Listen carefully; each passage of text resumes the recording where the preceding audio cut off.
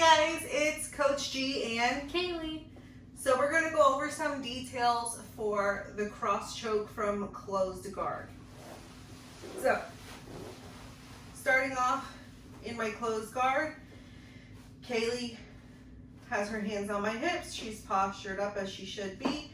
I want to look to start making my grip, my first grip into her collars. First thing I need to do is break her posture.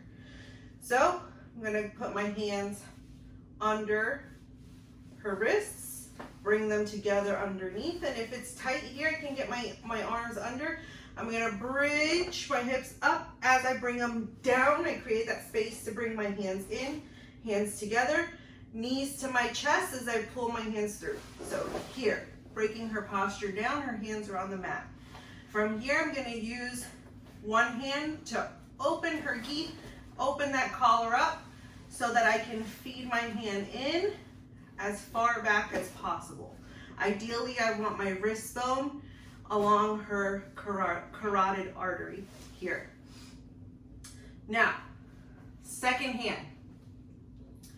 You can come underneath and feed your hand up all the way to the back, or I'm gonna pull her down, making her break her posture, and that's gonna make her wanna do what? The opposite, which is posture up, right?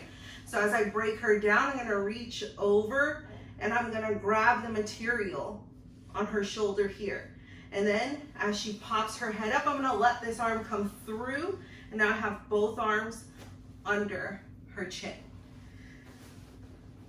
The hand that I have the collar grip on, I'm going to pull the grip down as I'm pulling my elbows to my ribs and my knees to my chest. So I'm going to be crunching everything in, and I get the tap. So without Kaylee, so you see what I was doing with my hands. I had this hand in on her collar, holding the material. This hand was over top on the shoulder. This hand that was holding the material, first thing I did was I pull the material like this here. Then my elbows need to go towards my ribs. You don't want to flare your elbows out and try and pull this way. So you have your first grip, your second grip.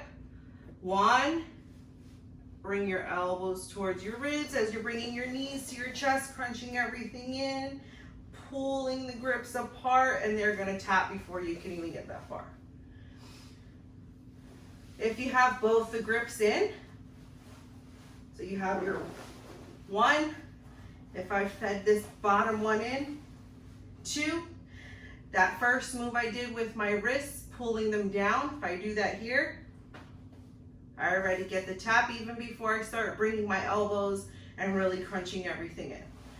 So if you have the two grips in, collar and collar grip, first step you're going to do here.